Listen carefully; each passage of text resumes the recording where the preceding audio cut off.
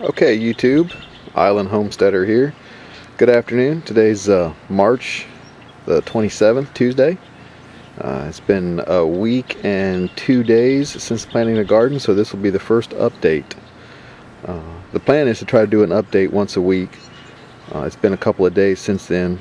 I had to work Sunday, that would have been the week, and then yesterday was just a nasty day.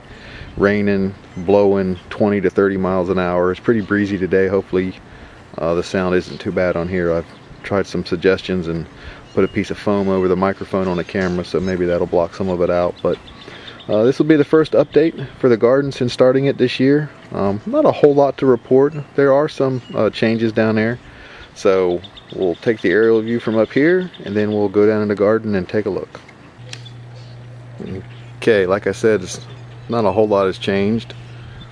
Grass is starting to come up in the garden. I'm going to have to get out there and rototill it again, try to kill that grass off. Trellises are still stacked up over here, waiting. But let's go take a closer look.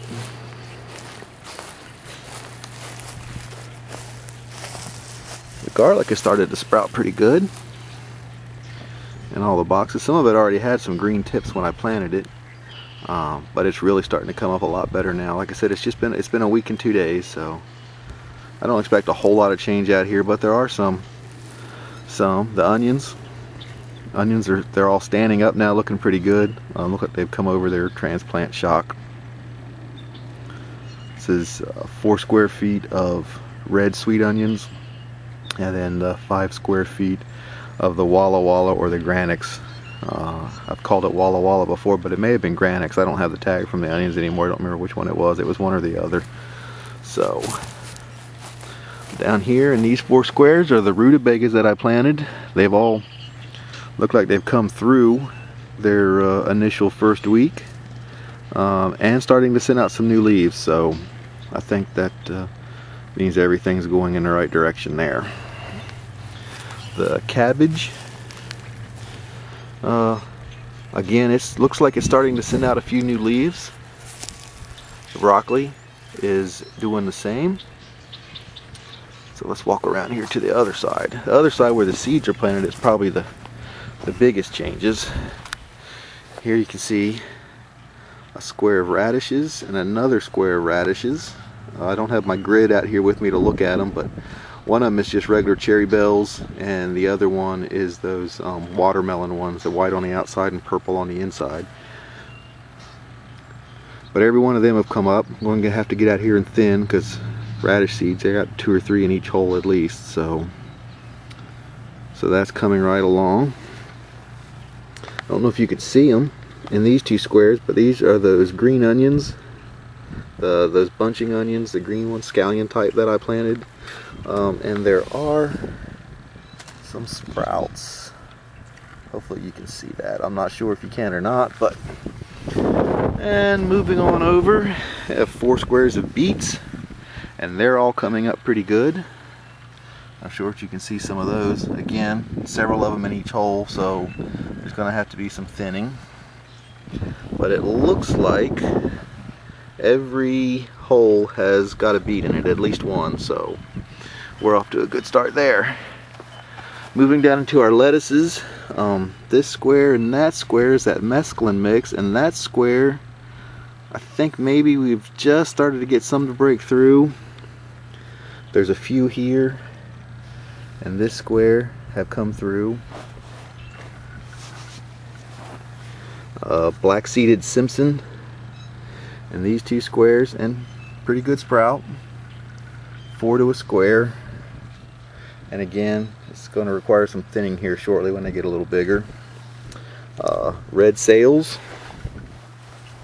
and these 2 squares, and some sprouting. Also some grass sprouting, some weeds. Get in here and start pulling some stuff. This is that Butter Crunch, the Bib lettuce.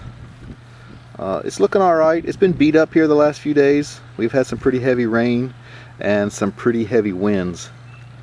But it does have new leaves coming out, you know, on the inside. So these older leaves were the, you know, big leaves on it when it was transplanted. So I don't expect them to really hold up anyway. But and then moving on over, Let's see, these 4 squares were spinach, 2 different kinds of baby leaf spinach and the Bloomsdale. And there's some sprouts. It's nothing great, but there are some sprouts coming up. Celery, I don't see anything. 2 squares of celery here, and like I said, I don't see a thing coming up there. And then moving on over, let's see, what did we have? I don't remember. Oh, carrots. Carrots, that's what these squares are. 2 squares of carrots here, and 2 square there. 2 of them are the Danvers, and 2 of them were that red cord Chantenay. And I don't see a lot. Oh, there's a little bit right there, just starting to sprout. So I guess as you look closer, there are some sprouts in there. I don't even know if you can see these or not, but there are some sprouts. Grass is growing. Get in there and pull that out. And then these 4 squares are the Swiss chard. 2 of them are the bright lights, the multicolor, and then 2 of them are just the ruby red. And they're sprouting. Sprouting pretty good, actually, some of them. You can tell I'm not very good about dropping small seeds. I tend to drop a lot more than is necessary. So that's just going to require some thinning. The garlic, as I said, it's coming up pretty good. Never grown garlic before, so I'm interested to see how it goes. And just a scan down. It's pretty boring looking so far. When everything gets greened up and gets up out of the ground, it'll be a whole lot more exciting. The only other news is the potatoes. And they are, I hope you can see that, starting to break through the dirt in the 2 bags. No leaves through the top yet, but they're getting really close. I'm tempted to dig down in there and look at them, but I'm going to leave them alone.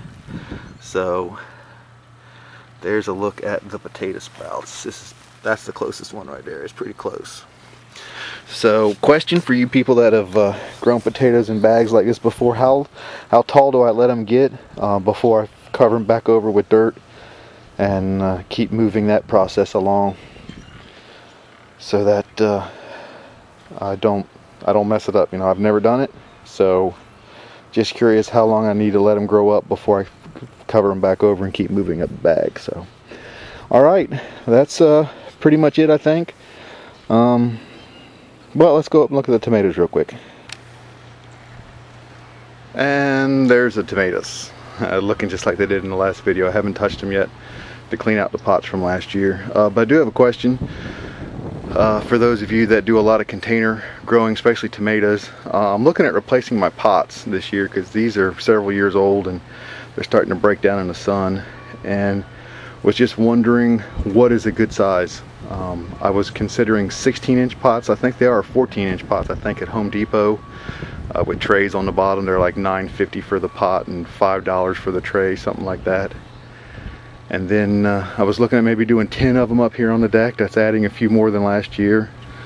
And I've got to find a source of some compost to fill this stuff with and to mix into the garden. There is no local bulk source of compost. I found a couple of sources, but they're like 2 hours away one way to go get it, so that's still in the works.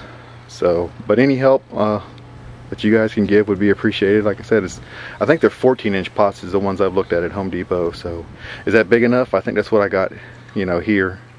I don't remember. Like I said, these are several years old, so I don't remember what size these were, but any help would be appreciated. Alright, you guys, until next time, Island Homesteader. Talk to you later.